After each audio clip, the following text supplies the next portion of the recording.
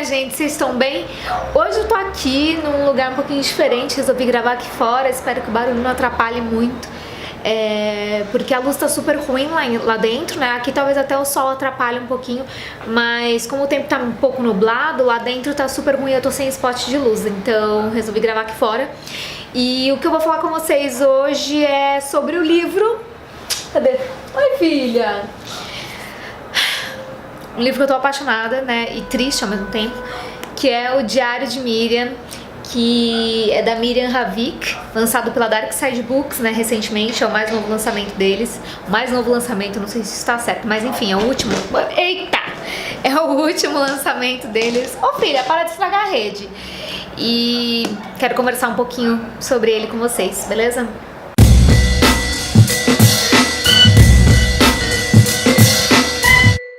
Bom, vai ter eu então e a Agatha aqui tomando banho, né, nesse vídeo.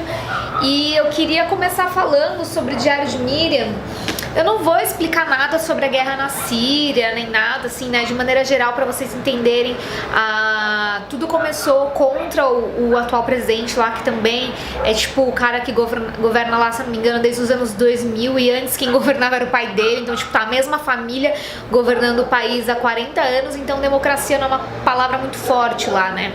E pra vocês entenderem melhor, eu até recomendei lá no Twitter pra assistir sobre a entender o conflito de uma maneira bem fácil. O Castanhari fez um vídeo sobre isso lá no Nostalgia História, então vocês podem assistir para entender um pouquinho melhor. E então esse daqui, o Diário de Miriam, é o diário de uma garota chamada Miriam Ravik, que ela começou a escrever aos 6 anos, ela escreveu dos 6 aos 12, vivenciando a guerra civil lá na Síria enquanto ela morava em Alepo. Ela mora lá ainda, né, em Alepo, que é uma das principais cenas ali do conflito, que agora a cidade está liberada, mas a guerra não acabou. Isso que é importante entender, porque o livro acaba, mas eu tô muito sensível. Eu fiquei muito triste lendo esse livro, então talvez precise segurar aqui um pouquinho. Mas a guerra não acabou, então vamos resolver bater logo agora. Então a guerra não acabou, a gente sabe que esse conflito continua de alguma maneira aí, mesmo que mais como é que fala? Pras fronteiras, né? A Síria tá numa situação muito delicada.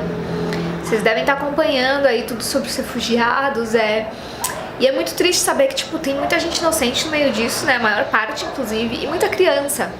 E é o caso da Miriam. E eu tô muito feliz porque Osasco representou aqui. Vocês sabem, né, que eu sou de Osasco. E existe um jornal lá que vai para umas escolas públicas, algumas particulares também, mas a maior pública, que é o Joca. E aí eles apresentaram a história da Miriam para os alunos e as crianças escreveram cartas pedindo pro livro ser publicado no Brasil. E a Dark Side fez uma coisa linda, que colocar aqui os pedidos deles. Eu vou filmar o livro depois direitinho. Esse livro é de capa mole, não é de capa dura. E, gente, ficou lindo. Então as crianças puderam ver as cartas delas. E quando eles souberam disso, a Dark Side já estava em conversa para publicar o livro aqui no Brasil. Então, meio que já ia sair mesmo, mas as crianças tiveram então a oportunidade, se não me engano, na semana retrasada, quando a gente foi no lançamento com o Philippe Labourgeois, que é o escritor francês que ajudou a Miriam a escrever o livro. A escrever não, né? A passar essas páginas do diário que ela já mantinha para um livro. Ele foi lá na escola de Osasco, né, e as crianças ficaram super felizes, e a Miriam parece que gravou um vídeo para eles, passou no Fantástico, vocês podem assistir, eu vou deixar o link aqui embaixo. E o livro também tem um site especial criado pela Dark Side Books, que inclusive dá pra gente ajudar os refugiados, dá pra ver lá, clicar e ver como que a gente pode ajudar. Às vezes R$10 pode não fazer falta pra gente, mas pode fazer uma diferença enorme na vida dessas pessoas. Então o livro foi escrito dos 6 aos 12 anos pela Miriam Ravik. Ela começou a escrever em junho de 2011 e ela descreve o que tá acontecendo no bairro dela, o que ela começa a ver que tá ali desmoronando. Hoje é um bairro que não existe mais, é um passado, né, de muitas pessoas sendo apagado. E aí ela vai contando pra gente todas as primeiras vezes que alguma coisa aconteceu. Por exemplo, a primeira vez que ela ouviu falando que tinha um monte de rebelde na rua, tudo na TV, que o pai dela estava assistindo televisão. A primeira vez que ela ouviu gritos, que ela ouviu tiro, que ela ouviu bomba. São várias primeiras vezes que depois, por mais que eles tivessem medo, tornou-se uma situação comum. A primeira vez que ela ouviu os gritos quando ela estava na escola, ela comparou até como se o time de Alepo tivesse ganhado, né? Como se fosse uma torcida de time de futebol.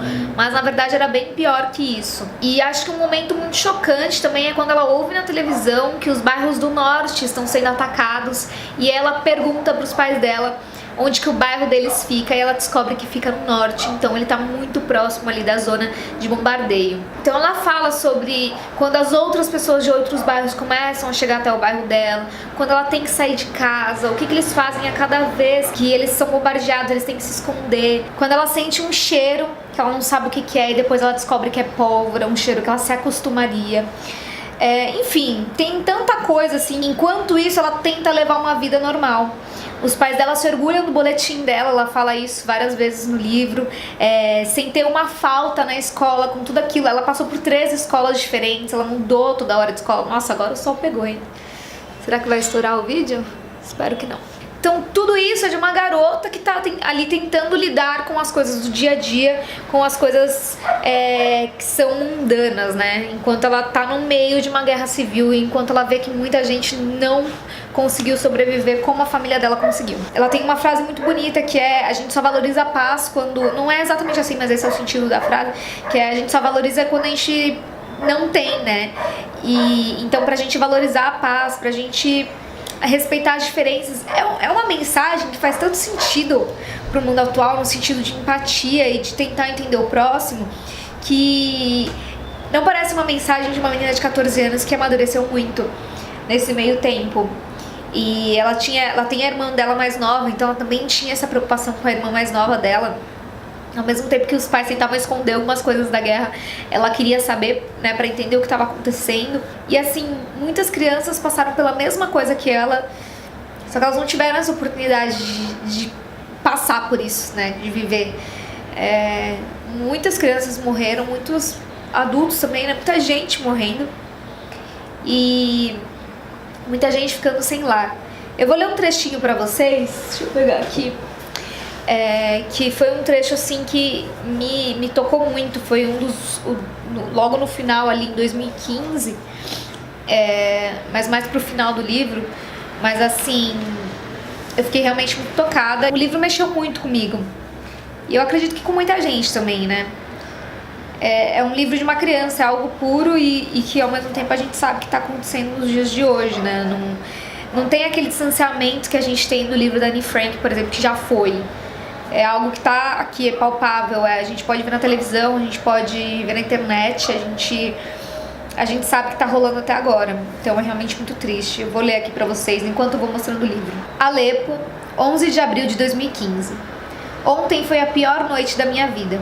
A energia elétrica voltou e nós estávamos vendo um programa na televisão que se chama Rir com Todo o Coração. De repente, ouvimos o assobio de um míssil que se chocou bem atrás de nosso prédio e explodiu. Esperamos, pensando que aquele seria o único. Mamãe abriu imediatamente as janelas para que elas não explodissem. Eu estava descalça quando o segundo míssil caiu no prédio bem ao lado do nosso. Isso fez um estrondo assustador, como se um raio tivesse caído em cima de nós, mas bem pior. Mamãe puxou nós duas, Joelle e eu, a irmã dela, né, Joelle, para nos esconder no banheiro. Comecei a vomitar, tentei lutar contra isso, mas não consegui. Do vão da escada vinham muitos gritos. Eram os vizinhos que nos mandavam descer para a casa deles, porque nós não ficaríamos seguros no último andar. Então nós fomos todos para a casa da vizinha armênia do 3º andar, exceto papai, que quis ficar. Dentro do apartamento dela tinha vidro para todo lado, pois ela não teve tempo de abrir as janelas, que tinham estourado em 1000 pedaços. De repente, outro míssil caiu e me fez pular. Joelle começou a tremer sem dizer nada. Seus lábios tremelicavam sozinhos sem que nenhum som saísse da boca. A vizinha nos deu açúcar e mel, dizendo que nós estávamos todas muito pálidas. Depois ela abriu o evangelho e começou a ler passagens em voz alta. Disse que isso nos protegeria. Eu estava pensando em papai, que estava lá em cima sozinho, e dizia a mim mesma que se o edifício desmoronasse, morreríamos nós todos, esmagados pelas pedras. O telefone de mamãe tocou. Era o irmão Jorge. Ele disse que todo o nosso bairro estava sendo atingido e famílias vizinhas estavam chegando ao lar dos maristas. Aproveitamos a calmaria para subir de novo.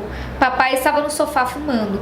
Mas nós não ficamos lá. Outro míssil caiu e mamãe nos pegou de novo pelo braço para descer mais uma vez para a casa da vizinha. Dormimos lá. E essa manhã mamãe falou com Lina e ela lhe disse que no prédio ao lado do nosso, 2 crianças ficaram presas em um quarto e que o míssil tinha destruído a escada. O pai delas teve as 2 pernas cortadas, gritou por elas quase a noite inteira para elas não saírem de lá. Antes de morrer, seu sangue se esvaiu totalmente. Foram os bombeiros que tiraram eles de lá. O Philippe Labojoie, que é o jornalista francês, ele chegou lá, né, depois, já que Alepo estava liberada, e ele conheceu a história da Miriam através desse irmão Georges. A Miriam é cristã, tá?